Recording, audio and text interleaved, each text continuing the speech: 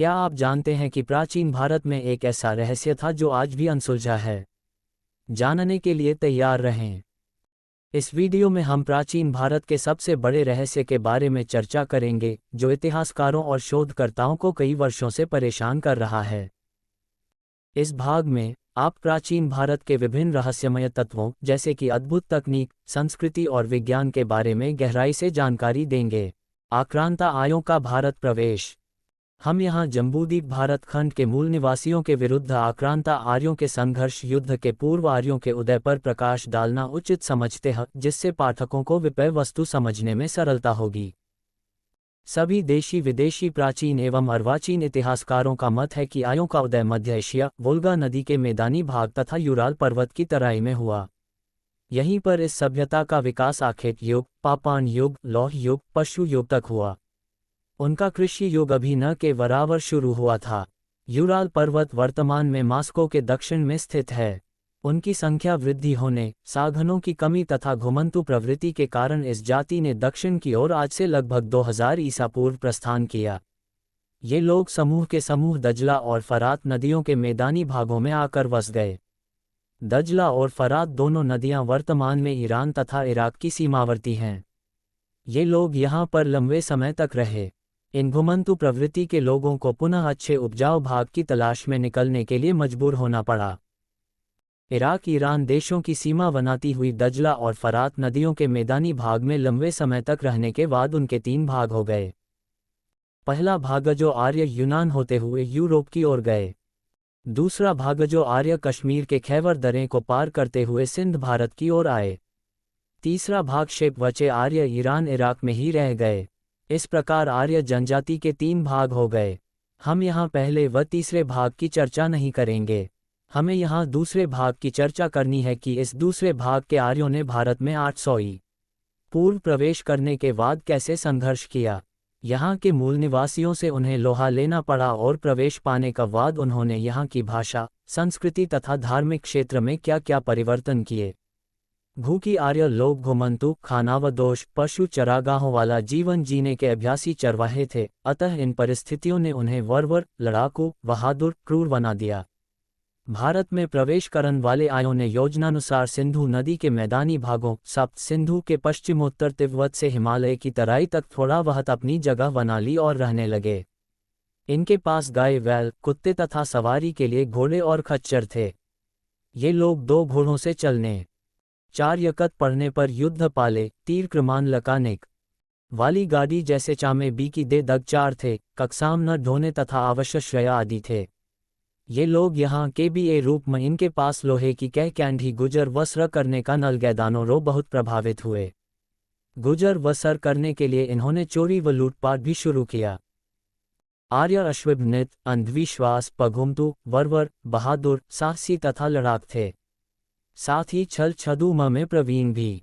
वे अपनी सुरक्षा के लिए अदृश्य देवताओं को प्रसन्न करने के लिए अपने भोज्य पदार्थ अग्नि में डालकर हवन करते थे, ताकि उस हमसे निकले हुए उनकी रक्षा करें। उसी हवन की प्रक्रिया ने कालांतर में यज्ञों का रूप ले लिया, जिसने आगे चलकर हिंसक यज्ञों की अति करगामत।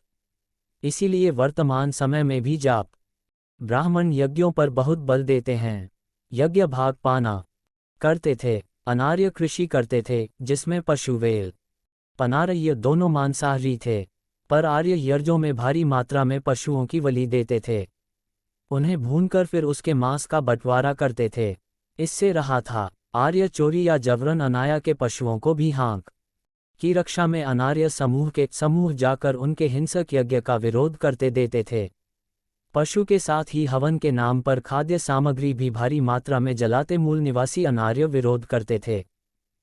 पर यहाँ जमने के लिए आर्यों ने शुरू में धैर्य और अक्ल से काम लिया। यहाँ के मूल निवासियों के रहन सहन का अनुभव किया। अपनी छोटी बड़ी आवश्यकताओं को पूरा करने के लिए अनार्य मूल निवास निषाद, नाग, द्रविड़ आदि बस्तियों में आना जान शुरू किया। वे यहाँ के मूल लोगों के स्थायी जीवन को बड़ी उत्सुकता और गंभीरता से देखते थे। यहाँ की संपन्नता, सभ्यता, संस्कृति, रहन सहन ने उनके मन में लालच और महत्वाकांक्षा पैदा कर दी। यहाँ की स्थिति को देखकर आर्यों ने यहाँ के मूलनिवासियों पर विजय प्राप्त करने के लिए साम, दाम, दंड, भेद, युद्ध नीति का प्रयोग कर विजय पाने का प्रयास जारी रखा।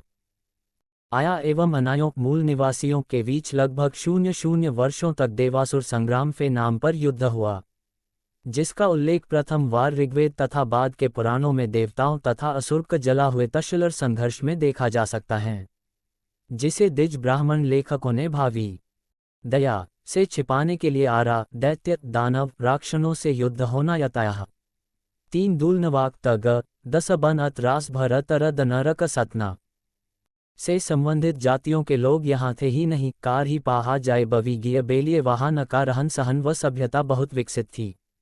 विश्व अनार्य आर्यों के यज्ञों का विरोध क्यों आदि बहुत काम आते थे।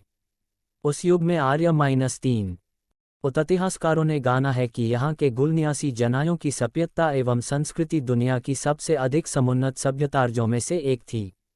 रिंधु सभ्यता मोहनजोदड़ो हड़प्पा आदि की पुरातात्विक खुदाई में जो अवशेष मिले हैं, इसका प्रमाण है।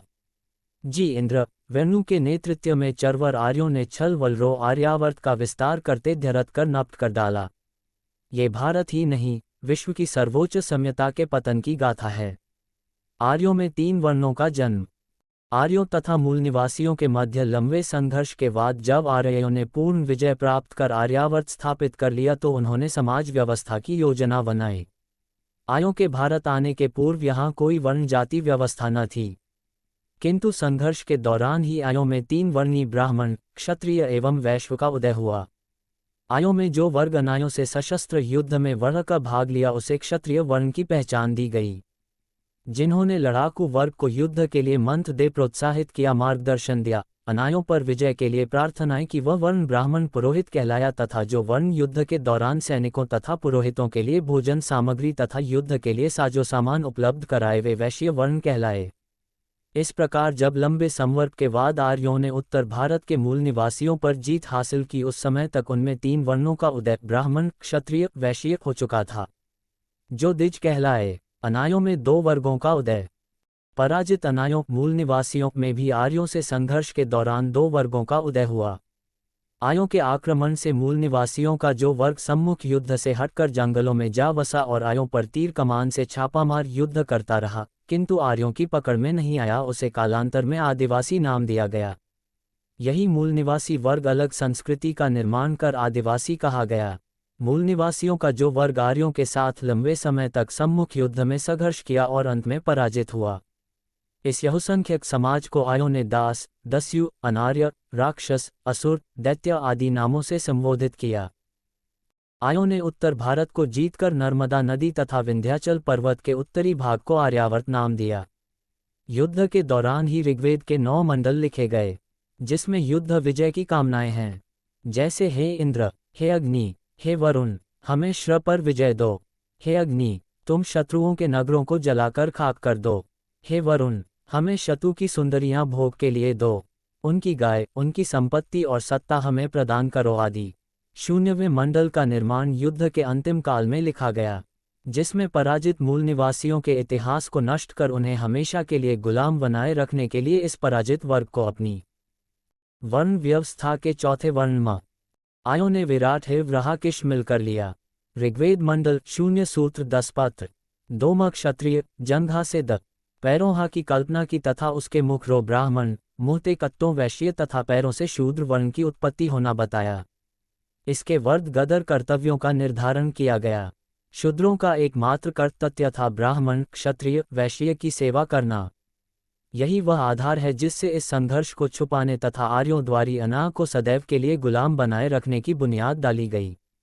याद के आर्थ त्राहनो नदी आधार पर लगभग 200 पू शुनकाल के समय समस्त धर्मग्रंथों का निर्माण किया, मूल निवासियों के समस्त मानवीय अधिकार छीन लिए तथा उन नारकीय जीवन जीवन के लिए विवश किया गया। पराजित अनार्य मूल निवासियों को शूद्र वर्ण की संज्ञा दी गई। पराजित किया। प्रथम चरण में उत्तर पूर्व आर्यों की विजय के 2 चरण आर्यों ने भारत के मूल निवासियों को 2 चरणों में मम को जीतकर आर्यावर्त घोषित किया, जिसे आर्य ब्राह्मण व शजा ने पुराना में राख सतयुग घोषित किया। दूसरे चरण में दक्षिण भारत के मूल निवासियों द्रविणी का परकर इस काल को त्रेतायुग के दक्षिण विस्तार का काल था। ये काल आर्यों तथा मूल निवास द्रविड़ों के मध्य अपनी सत्ता तथा संस्कृति स्थापित करने का संघर्ष काल था। इसके नायक अयोध्या के राम बनाए गए। जिन्हें ऋषि वशिष्ठ, विश्वामित्र, भारद्वाज, सुतीक्ष्ण, अगस्त, नारद आदि ने पानी चढ़ाकर इस्तेमाल किया। द्वारा पराजित इस विशाल जन समुदाय को इन 2 चरणों की विजय के बाद आर्यों द्वारा इन्हें अलग बनाए रखने की समस्या थी। शूद्र पहचान देकर भी अपनी वर्ण व्यवस्था से ही उन्हें डर था कि इस विशाल समुदाय को शक्ति के बल पर हमेशा नियंत्रित नहीं किया जा सकता। अलग पहचान से तो भविष्य में कभी भी ये विद्रोह कर सकते हैं, पुनः हमें पराजित कर सामाजिक व्यवस्था बदल सकते। हम इस समस्या से निजात पाने के लिए ब्राह्मण, क्षत्रिय, वैश्य के साथ चौथे वर्ण को भी शामिल करते हुए बड़ी चतुराई से इन चारों वर्णों की उत्पत्ति ब्रह्मा के शरीर से होने का उल्लेख किया गया। इसे देवी विधान बताया गया। इस कूटनीतिक व्यवस्था से विजेता आर्यों को यहाँ के पराजित मूल लोगों को नियंत्रित करने तथा स्थायी गुलाम बनाने में भारी सफलता मिली। पर आर्य जो अपने को श्रेष्ठ मानते थे, उनके सामने अगली समस्या खड़ी हुई कि इस विशाल समुदाय से अपनी अलग पहचान कैसे कायम रखी जाए ताकि उनकी वंशगत शुद्धता कायम रहे। इसके लिए उन्होंने एक नया रास्ता निकाला, उपनयन संस्कार। नाम दिया यह आयव्रत। उपनयन, जनेऊ, संस्कार एवं धर्मशास्त्रों की रचना। उपनयन संस्कार का अधिकार केवल 3 वर्णों ब्राह्मण, क्षत्रिय, वैश्य को दिया गया, शूद्र वर्ण को नहीं। आर्यों ने अपने वंश को शुद्ध तथा श्रेष्ठ बनाए रखने के लिए ग्रंथों की रचना की, जिन्हें धर्मशास्त्रों के नाम से प्रचारित किया, जिनमें प्रमुख 4 चेद हैं: ऋग्वेद, यजुर्वेद, अथर्ववेद, सामवेद। इन वेदों के आधार पर प्रत्येक वेद के पृथक पृथक ब्राह्मण ग्रंथ, आरण्यक तथा उपनिषदों की रचना की गई।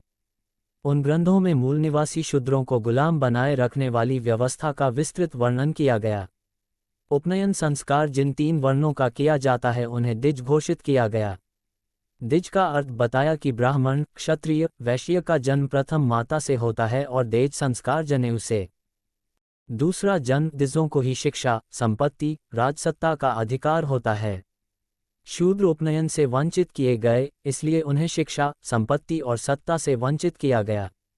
उपनयन द्विजों और शूद्रों में स्पष्ट पहचान का आधार बना। इस व्यवस्था से शोषक आर्य ब्राह्मणों को आगे शासन सत्ता चलाने में बड़ी सुविधा हुई, जो आज तक चालू है। शूद्र और नारी जाति को समकक्ष माना। आर्य ब्राह्मणों ने शूद्रों के साथ साथ समस्त नारी जाति, चारों वर्ण की को भी शिक्षा व मानवीय अधिकारों से वंचित किया। अशिक्षित और अधिकार विहीन स्त्रियों से वंशीय शुद्धता को बनाए रखने में आर्यों को बड़ी मदद मिली। एक तो आक्रांता आर्य जब यहाँ आए तो अपने साथ स्त्रियां नहीं लाए, इसीलिए विधान बनाया कि ब्राह्मण 4 वर्णों ब्राह्मण, क्षत्रिय, वैश्य, शूद्र सभी चारों वर्णों की लड़कियों से विवाह कर सकता है। क्षत्रिय 3 वर्णों अर्थात क्षत्रिय, वैश्य, शूद्र से लड़की ले सकता है। वैश्य 2 वर्गों अर्थात वैश्य, शूद्र से लड़की ले सकता है, किंतु शूद्र केवल अपने शूद्र वर्ण की लड़की से ही विवाह करेगा। इसे ब्राह्मणों ने अनुलोम विवाह नाम दिया। इसके विपरीत प्रतिलोम विवाह को वर्जित ही नहीं किया, उसे पाप भी कहा। अशिक्षित तथा अंधविश्वासी स्त्रियों के ऊपर आर्यों ने मनमानी कठोर व्यवस्था लागू की। पति की मृत्यु पर उसे सती के नाम पर जिंदा जलाया गया। यदि कतिपय कारणों जैसे बच्चों का पालन आदि से जिंदा रहने दिया गया तो उस स्त्री को आजीवन विधवा का सूखा जीवन जीना पड़ा। आर्य ब्राह्मणों को भव था कि यदि स्त्रियों को अधिकार वंचित कर दबाव में न रखा गया तो वह शूद्रों के प्रभाव में आकर ब्राह्मणी द्विजवंशीय शुद्धता को दूषित कर सकती हैं। अतः सती और विधवा प्रथा द्विजों में ही थी। शूद्र वर्ण इस व्यवस्था से बाहर था। शूद्र वर्ण का पुनर्विभाजन। शूद्र वर्ण का एक विभाजन आर्यों ने पहले ही कर दिया था। एक आदिवासी जो जंगलों में रहत हैं, दूसरा शूद्र।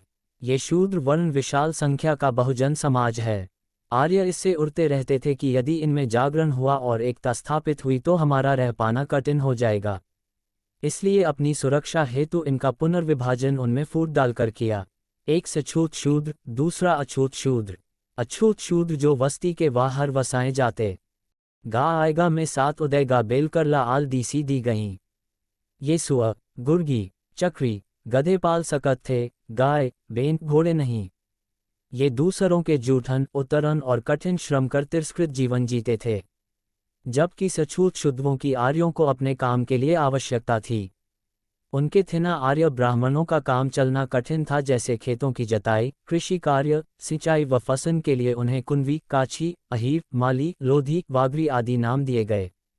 लाहार, वधाई, टीमा, कहार, अहीर, वारी, धोवी आदि की प्रतिदिन सेवा हेतु आवश्यकता पड़ती थी, इनको सछूत शूद्र नाम जाति दी गई। इस प्रकार इस बहुजन समाज को, जो आज VCSCST वह इनसे परिवर्तित मुस्लिम व ईसाई हैं, जो भारतीय समाज का 85% से 90% भाग है, उसे सछूत शूद्र के अंतर्गत हजारों जातियों, उपजातियों, फिकों में बांटकर फिर उन ऊंच नाव का भेदभाव व फूट डालकर अपनी सर्वोच्च सत्ता को हमेशा के लिए सुरक्षित कर लिया। ब्राह्मणों की यह व्यवस्था यहाँ हजारों वर्षों से चल रही है, जिसमें ब्राह्मण की सवाचवता, उनका यज्ञ विधान, उनके दान दक्षिणा पाने का अधिकार, पांव पुजवाना आदि चलता है। राजा कोई हो पर ब्राह्मण ही उसका टीका करेंगे, वही प्रधानमंत्री या गुरु होगा। राजा का उसके आदेशानुसार ही चलना होगा।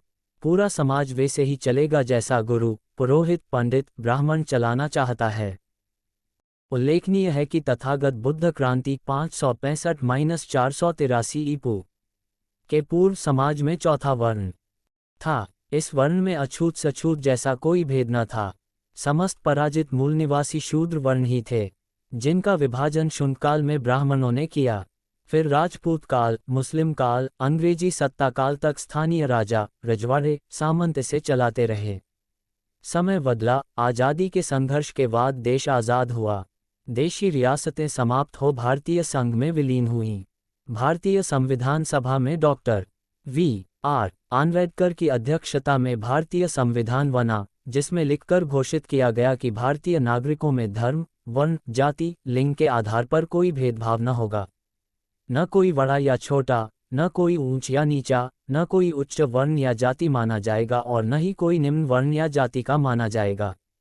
सभी बराबर हैं। पर आज 20वीं सदी में भी सदियों पूर्व वही आर्य ब्राह्मणी मनुवादी व्यवस्था व्यवहार में चल रही है। जब तक शूद्र वर्ण बहुजन समाज में चेतना और एकता नहीं आती, आर्यों की मनुवादी समाज व्यवस्था चल रही है।